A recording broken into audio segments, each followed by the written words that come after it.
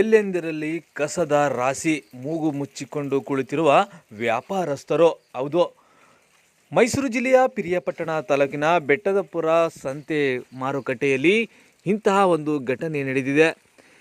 ಇನ್ನು ಇಲ್ಲಿಯ ಗ್ರಾಮ ಪಂಚಾಯಿತಿ ಆಡಳಿತ ಮಂಡಳಿಯಾಗಲಿ ನಾಡ ಕಚೇರಿಯ ಅಧಿಕಾರಿಗಳಾಗಲಿ ಯಾವುದೇ ರೀತಿಯ ಕ್ರಮ ಕೈಗೊಂಡಿಲ್ಲ ಎಂದು ವ್ಯಾಪಾರಸ್ಥರು ಆರೋಪಿಸಿದ್ದಾರೆ. ಇನ್ನು ರಾಶಿ ಕಸ ಇದ್ದು ಮಳೆ ಬಂದರೆ ಕೊಳೆತು ನಾರುತ್ತದೆ. ಇನ್ನು ಈ ನಾರುವ ಮಧ್ಯೆ ನಾವು ಕುಳಿತುಕೊಂಡು ವ್ಯಾಪಾರ ಮಾಡಬೇಕು. ಜನರ ಜೀವಕ್ಕೆ ಬೆಲೆ ಇಲ್ಲದಂತಾಗಿದೆ ಎಂದು ಗ್ರಾಹಕರು ಹಾಗೂ ವ್ಯಾಪಾರಸ್ಥರು ಆರೋಪಿಸಿದ್ದಾರೆ. ಇನ್ನು ರಾಶಿ ಕಸ ಇದ್ದರೂ ತಾಲೂಕು ಹಾಗೂ ಬೆಟ್ಟದಪುರ ಗ್ರಾಮ ಪಂಚಾಯಿತಿ ಆಡಳಿತ ಮಂಡಳಿ ಕಣ್ಣು ಮುಚ್ಚಿ ಕುಳಿತಿರುವುದು ವಿಪರ್ಯಾಸವಾಗಿದೆ. ಇನ್ನು 50 ರೂಪಾಯಿಂದ 100 ರೂಪಾಯಿಗೆ ಸುಂಕ ಹೆಚ್ಚಳ ಮಾಡಿದ್ದು, ಯಾವುದೇ ರೀತಿಯ ಸ್ವಚ್ಛತೆ ಮಾಡದೆ ಕೊಳೆತು ನಾರುತ್ತಿರುವ ಕಸದ ಪಕ್ಕದಲ್ಲೇ ಕುಳಿತುಕೊಂಡು ತರಕಾರಿ ಆಹಾರ ಪದಾರ್ಥಗಳನ್ನು ವ್ಯಾಪಾರ ಮಾಡುವ ಪರಿಸ್ಥಿತಿ ಉಂಟಾಗಿದೆ. ಹೋಲ್ಸೇಲ್ ವ್ಯಾಪಾರ ಮಾಡ್ತಾ ಇದ್ದೀವಿ ಆಯ್ತಾ. ಇಲ್ಲಿ ಎಲ್ಲ ಗಲೀಜು ಆಗಲೇ ಈಗ 2 ತಿಂಗಳಾಯ್ತು ಈ ಗಲೀಜು ಹಾಕಿ. 2 ತಿಂಗಳಿಂದವಿ ಈ ಗಲೀಜು ತೆಗ್ಸಿಲ್ಲ. ಎಲ್ಲ ಚೊಳ್ಳೆ ಎಲ್ಲ ಕಡ್ದು ಎಲ್ಲ ಜನ ಎಲ್ಲ ಡೊಂಕಿ ಜನ ಬಂದು ಎಲ್ಲ ಸಾಯ್ತಾವ್ರೆ. ದಿನಕ್ಕೆ 4 ಜನ ಇಷ್ಟು ಗಲೀಜು ಮಾಡವ್ರೆ. ಇದ್ದ ಯಾರು ನೋಡೋರು ಇಲ್ಲ, ಇದು ಹೇಳೋರು ಇಲ್ಲ. ಎಲ್ಲ ತಗೊಂಡಿನಿ ಸರ್, ಎಲ್ಲ ತಗೊಂಡಿನಿ ಸರ್.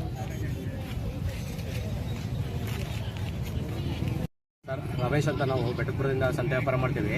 ಇಲ್ಲೆಲ್ಲ ಸಖತ್ತು ಗಲೀಜು ಸರ್. ಇಲ್ಲೆಲ್ಲ ಸೊಳ್ಳೆ ಬಂದು ವ್ಯಾಪಾರ ಮಾಡೋಕ್ಕಾಗಿಲ್ಲ, ಬೆಳಿಗ್ಗೆ ಅಂಗಡಿ ಜೋಡ್ಸೋಕ್ಕಾಗಲ್ಲ. ಸ್ವಚ್ಛ ಭಾರತ್ ಅಂತಾರೆ, ಇಲ್ಲೆಲ್ಲ ಕ್ಲೀನ್ ಇಲ್ಲ. ಬೆಳಿಗ್ಗೆ ಎದ್ದು ಸಖತ್ತು ಸೊಳ್ಳೆ ಕಡಿತದೆ ಅಂಗಡಿ ಜೋಡಿಸ್ಬೇಕಾರೆ. ಗ್ರಾಮ ಪಂಚಾಯತ್ವರಾಗಲಿ ಎಲ್ಲ ತಹಸೀಲ್ದಾರರು ಯಾರೂ ಕ್ರಮ ತಗೊಂಡಿಲ್ಲ, ಕ್ಲೀನ್ ಮಾಡ್ಸೋಕ್ಕಿಲ್ಲ ಸರ್. ಬೆಟ್ಟಪುರ ಗ್ರಾಮ ಪಂಚಾಯತಿ ಹೆಸರು ಮಾತ್ರ PDOಗೂ ಕಂಪ್ಲೇಂಟ್ ಮಾಡಿದ್ವಿ, ಬಂದು ಎಲ್ಲ ಕ್ಲೀನ್ ಮಾಡ್ತೀವಿ ಅಂದ್ರೆ ಒಂದ್ಸತಿನೂ ಕ್ಲೀನ್ ಮಾಡ್ಸಿಲ್ಲ ಸರ್. ಸಖತ್ ಹಿಂಸೆ ಆಯ್ತದೆ. ಮಳೆ ಬಂದರೆ ನೀರೆಲ್ಲ ಅಂಗಡಿ ಒಳಗಡೆ ನಿಲ್ತದೆ, ಒಂಚೂರು ಕ್ಲೀನ್ ಮಾಡ್ಸಿಲ್ಲ ಸರ್. ಬೆಟ್ಟಪುರ ಅವ್ಯವಸ್ಥೆ ಆಗುತ್ತೆ ಸರ್. ಇಲ್ಲಿ ನನ್ನ ಹೆಸರು ವಿಮಲ ಅಂತ, ಬೆಟ್ಟದಪುರ. ನಾನು ಇಲ್ಲಿ ತುಂಬ ಕಚಡ ಗಲೀಜೆಲ್ಲ ಹಾಕ್ತಾರೆ ಸರ್. ಇಲ್ಲಿ ಬಂದು ಕ್ಲೀನ್ ಮಾಡಲ್ಲ, ಸೊಳ್ಳೆಗಳೆಲ್ಲ ಬರುತ್ತೆ, ಡೆಂಗ್ಯೂ ಜಾಸ್ತಿ ಆಗುತ್ತೆ. ಆಮೇಲೆ ಶುಂಕನ 50 ರೂಪಾಯಿ ತಗೋತಾ ಇದ್ರು, ಇವಾಗ 100 ರೂಪಾಯಿ ಕೇಳ್ತಾ ಇದ್ದಾರೆ.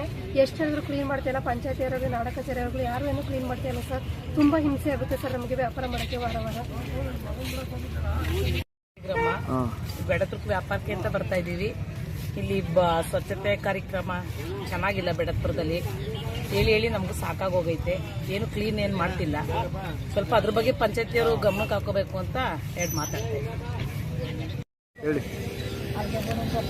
ಒಳ್ಳೆ ಕಾಟ ಜಾಗ ವ್ಯವಸ್ಥೆನೂ ಇಲ್ಲ ಸರ್. ಸ್ವಲ್ಪ ಜಾಗದಲ್ಲಿ ಏನು ವ್ಯಾಪಾರ ಮಾಡ್ಕೊಂಡು 1 ಓಲಿ 2 ಓಲಿ ಸುಂಕ ಕೊಟ್ಬಿಟ್ಟು ಮನೆಗೆ ಹೋಗ್ತೀವಿ. ಓಕೆ.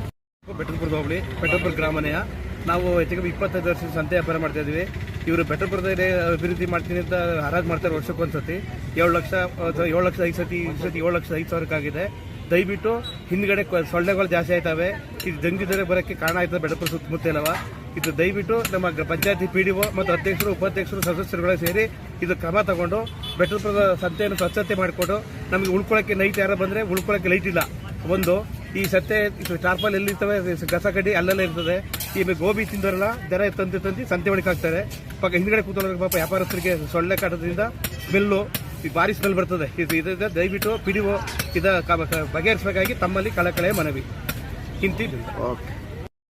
ನಾವು ಹೇಳೋದೇನಪ್ಪ ಅಂದರೆ, ನಮ್ಮದು ಕೆರಳಾಪುರ ಬಂದು ನಮ್ಮೂರಿಂದ ಕಮ್ಮಿ ಅಂದರೆ ಒಂದು 25ರಿಂದ 30 ಅಂಗಡಿ ಬರೋದು. ಈ ಕರೋನಾ ಬಂದಾಗ್ಲಿಂದ ಯಾವುದೇ ಥರದ್ದು ನಮ್ಮೂರವ್ರು ಯಾರೂ ಬರ್ತಾ ಇಲ್ಲ.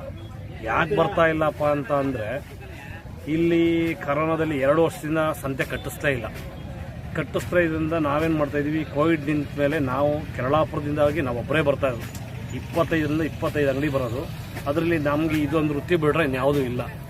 ಈ ವೃತ್ತಿಲೇ ಮಾಡಬೇಕು. ಹಾಗಾಗಿ ನಾವು ಒಬ್ಬರೇ ಬರ್ತಾ ಇರೋದು ಕೆರಳಾಪುರದಿಂದ. ಇಲ್ಲಿ ಏನಪ್ಪ ಅಂತ ಅಂದರೆ ಸುಂಕ ತೊಗೊಳ್ತಾರೆ, ಅದ್ರ ಬಗ್ಗೆ ಕ್ಲೀನಿಂಗ್ ಇಲ್ಲ ಅಂದರೆ ಈಗ ತುಂಬ ಸತ್ತೆ ಬೆಳೆದೈತೆ.